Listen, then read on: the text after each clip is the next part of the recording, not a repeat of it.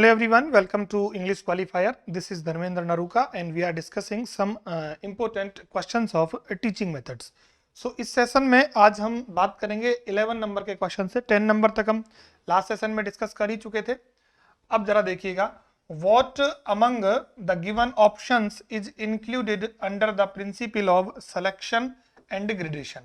अब आप लोगों को यहाँ आंसर माय डियर करना है. क्वेश्चन आपसे पूछा गया है कि जितने भी ऑप्शन दिए गए हैं उसके अंदर सिलेक्शन और ग्रेडेशन के अंदर कौन कौन सी चीजें इंक्लूड की जाती है.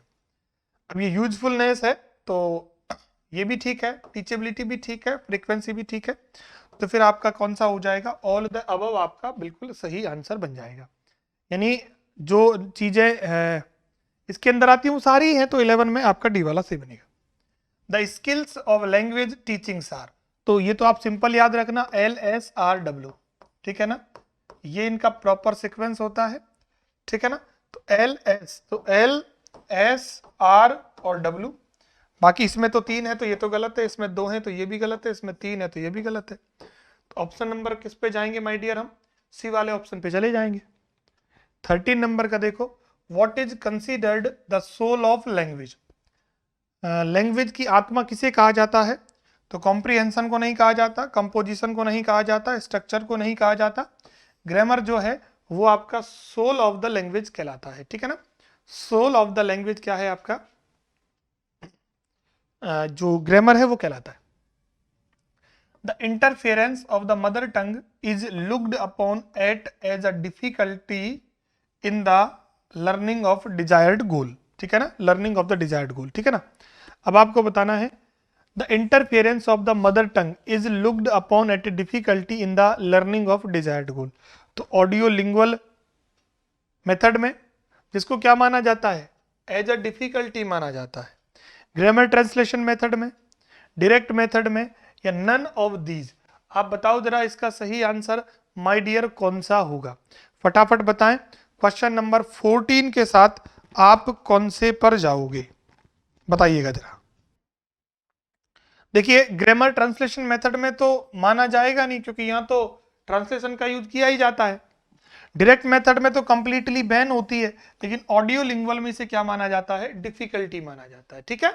चलो नेक्स्ट देखो, the principle of gradation. Matter को ग्रेड करना. ग्रेड करने का मतलब होता है मैटर को क्या करते हो, टू सिंप्लीफाई द मैटर. क्या मतलब होता है इसका, मतलब क्या होता है, मैटर को क्या करना, सिंप्लीफाई करना. तो गिविंग ग्रेड तो गलत है, यही तो बनेगा जो मैंने आपको बता दिया. तो क्या मतलब होगा, सिंप्लीफाइंग द मैटर. क्या बन जाएगा, सिंप्लीफाइंग द मैटर आप लोगों का बिल्कुल ठीक आंसर बनेगा. The principle learning from known to unknown is used in structural method, translation cum grammar यानी GT method, grammar cum translation method, direct method, है ना, और आपका नन ऑफ दीज. तो देखो, नॉन से अननोन यानी पहले आपको रूल्स पढ़ाए जाते हैं और फिर आपको माय डियर एग्जाम्पल्स पढ़ाए जाते हैं. तो इसे कहते हैं ज्ञान से, है ना, अज्ञात से अज्ञात की ओर. तो इसका सही जो ऑप्शन बनेगा वो आपका ऑप्शन नंबर सी बनेगा. ग्रामर कम ट्रांसलेशन मेथड में ऐसा किया जाता है. 17. The entire process of learning English language includes. Understanding होनी चाहिए, स्पीकिंग होनी चाहिए, रीडिंग होनी चाहिए, राइटिंग होनी चाहिए, ये सभी. तो बिल्कुल देखो, अंडरस्टैंडिंग भी जरूरी है, स्पीकिंग भी जरूरी है, रीडिंग भी जरूरी है, रीडिंग भी जरूरी है. तो ओवरऑल आपको सारी चीजें चाहिए, और सारी चीजें चाहिए तो माय डियर आप कौन से पे जाओगे, ऑप्शन नंबर डी पर चले जाओगे. ऑल द अबव आपका बिल्कुल सही आंसर बनेगा. The study of language has aspects, which one is not include in these aspect. देखो, phonetic aspect, graphic aspect, semantic aspect और ग्रामर एस्पेक्ट. फटाफट बताएं 18 नंबर का जो आपका क्वेश्चन है उसका सही आंसर आप लोगों का कौन सा होगा, कि इनमें से जो ऑप्शन दिए गए हैं इनमें आप मुझे बताइए आपको कौन सा लगता है कि इस वाले को हम सही माने. देखो, ग्राफिक तो होता है राइटिंग फॉर्म से, है ना। फोनेटिक होता है साउंड के आधार पर, सिमेटिक होता है मीनिंग के आधार पर। तो ये तीनों तो जरूरी हैं, लेकिन ग्रामर एस्पेक्ट नहीं होता, है ना। एस्पेक्ट में ग्रामर एस्पेक्ट को इंक्लूड नहीं किया जाता। 19 number, which of the following may be the AIIMS of teaching English proved. तो जनरल, स्पेसिफिक, ओवरऑल या ओनली आ एंड बी। तो इसका सही ऑप्शन बनेगा सी, यानी कि ओवरऑल। क्या बन जाएगा? ओवरऑल आपका सही आंसर बनेगा। 19 में ओवरऑल आपका सही आंसर बनेगा। Language is considered a subject of knowledge, a subject of cramming, a subject of skill. तो बिल्कुल स्किल ही है। लैंग्वेज क्या है? एक तरीके की स्किल है। In which method grammar is taught inductively. किस मेथड में ग्रामर को इंडक्टिवली पढ़ाया जाता है? ठीक है, तो ट्रांसलेशन कम ग्रामर मेथड में नहीं, तो नेचुरल मेथड, बिल्कुल नेचुरल मेथड में क्या पढ़ाया जाता है? ग्रामर को इंडक्टिवली पढ़ाया जाता है। The direct method emphasis on. जो आपका डायरेक्ट मेथड है वो किस चीज पर जोर डालता है? तो रीडिंग पर नहीं डालता, राइटिंग पर नहीं डालता, लिसनिंग पर नहीं डालता, लेकिन ये स्पीकिंग पे डालता है ना। किस पे डालता है?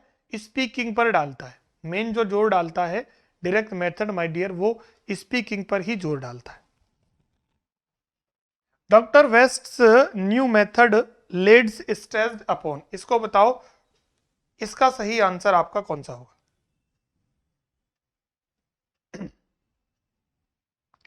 जो डॉक्टर वेस्ट हैं उनका जो न्यू मेथड है वो किस चीज पर फोकस करता है? तो ये तीनों पे नहीं करेगा, आप सिंपल सा ध्यान रखना। कहां करेगा वो? रीडिंग पर फोकस करता है। कहां करता है माय डियर? रीडिंग पर फोकस करता है। 24, bilingual method is propounded bye. Bilingual method को के प्रतिपादक कौन थे? तो शिवा मोहन नहीं थे, डॉक्टर वेस्ट नहीं थे, ये तो खुद का मेथड था। CJ Dodson of Wales, CJ Dodson of Wales इसके क्या हैं? प्रोपाउंडर हैं। उनको इन्होंने इसका प्रतिपादन किया था। Techniques of evaluation are divided into, techniques of evaluation are divided into quantitative और क्वालिटेटिव। बताओ जरा इसका सही answer, A and B both या नन ऑफ दीज, है ना। फटाफट आंसर करेंगे कि टेक्निक्स जो होती है इवेल्युएशन की वो कितने प्रकार की माय डियर होती हैं। तो सभी जानते हैं, एक तो आपकी होती है क्वांटिटी के आधार पर, है ना, और एक होती है क्वालिटी के आधार पर, है ना। तो इन दोनों चीजों को ध्यान रखना है, क्वांटिटी और क्वालिटी, क्वांटिटी और क्वालिटी। तो आपका सही आंसर कौन सा बन जाएगा? सी बन जाएगा, है ना। ए और बी दोनों ही आपके क्या बन जाएंगे माय डियर? बिल्कुल सही आंसर बनेंगे। ठीक है, चलिएगा नेक्स्ट क्वेश्चन लेते हैं। ये रहा, quantitative tests have characteristics of reliability, validity. बिल्कुल दोनों होना चाहिए, रिलायबिलिटी भी होनी चाहिए और वैलिडिटी भी होनी चाहिए। तो ऑप्शन नंबर कौन सा हो जाएगा? सी वाला आप लोगों का सही बनेगा। ठीक है ना, कौन सा हो जाएगा? सी ऑप्शन माय डियर आप लोगों का सही बनेगा। 27 देखिएगा, quantitative evaluation techniques are divided into oral techniques, written techniques और प्रैक्टिकल टेक्निक्स या ऑल द अबव। तो सही आंसर क्या बनेगा डियर? ओरल भी होती है, रिटन भी होती है, प्रैक्टिकल भी होती है। तो डी ऑप्शन आपका सही बन जाएगा। 27 में आप किसके साथ जाओगे? डी वाला के साथ, डी वाले के साथ माय डियर आप जाओगे। इसके बाद देखिएगा, qualitative evaluation techniques are used in, schools में भी होती है, कॉलेज में भी होती है, फैक्ट्रीज में भी होती है। या बताओ केवल A and B both? Factories में तो क्या होती है? दो ही चीजों में होती है, या तो स्कूल में या कॉलेज में। ए और बी बोथ दोनों हो जाएगा, ए और बी बोथ दोनों सही आंसर बनेगा। 29, which of the following is a qualitative evaluation techniques? तो क्यूमुलेटिव, एनेक्डोटल और चेकलिस्ट, यानी cumulative records, anecdotal records, checklist और रेटिंग स्केल्स या ऑल द अबव। बिल्कुल ऑल द अबव आप लोगों का बिल्कुल सही आंसर है। 29 का ऑप्शन नंबर आपका हो जाएगा ई वाला सही। 30 नंबर का क्वेश्चन आप लोगों के सामने, recommendation of CCE were given by Kothari commission, NPE 1986, NCF 2005 या ऑल द अबव। देखो एनसीएफ ने भी दिया है, एनपीई ने भी दिया है और कोठारी कमीशन ने भी दिया है, इन तीनों ने ही दिया है, तो आपका ऑल द अबव इसका माय डियर सही आंसर बनने वाला है। क्लियर?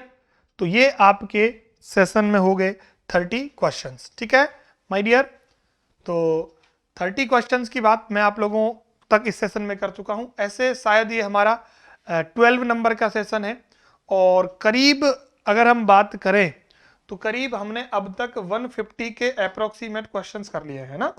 कितने कर लिए हैं? 152 क्वेश्चंस है ना, अप्रोक्सीमेटली हम 152 क्वेश्चंस अब तक कर चुके हैं। जिन साथियों ने अब तक ये सारे सेशन नहीं देखे हैं तो आप इंग्लिश क्वालिफायर में प्लेलिस्ट बनी हुई है, उसमें जाएं, आपको सारे सेशन वहां मिल जाएंगे। सारे सेशंस देखने, सेशन मैंने छोटे जरूर लिए हैं लेकिन वो लिए इसलिए हैं ताकि आप लोग कम समय में तैयारी कर सको। सबको देख लो एक साथ आप, है ना। और इसमें अभी हम कुछ एक सेशंस और करवाने वाले हैं जिससे आपके 30 और 50 क्वेश्चंस और हो जाएं और इसके बाद आपका ये जो मेथड वाला सेशन हम खत्म कर देंगे और बहुत ही जल्द आप लोगों को जो दूसरे पक्ष हैं जैसे लिटरेरी टर्म्स है, मतलब वो चीज़ें जो जनरली नहीं पढ़ाई जाती यूट्यूब चैनल्स के ऊपर, उनको मैं आप लोगों को यहाँ करवाने वाला हूँ। तो जिन विद्यार्थियों ने अब तक चैनल सब्सक्राइब नहीं किया है, सेशन को लाइक नहीं किया है, अपने दोस्तों को नहीं बताया है, तो ये काम आप लोगों का है, दिस इज योर रिस्पॉन्सिबिलिटी, तो आपको इसको पूरा करना है। तो मिलते हैं एक और ऐसे ही बेहतरीन और एनर्जेटिक सेशन के साथ, तब तक के लिए bye bye, take care and thank you.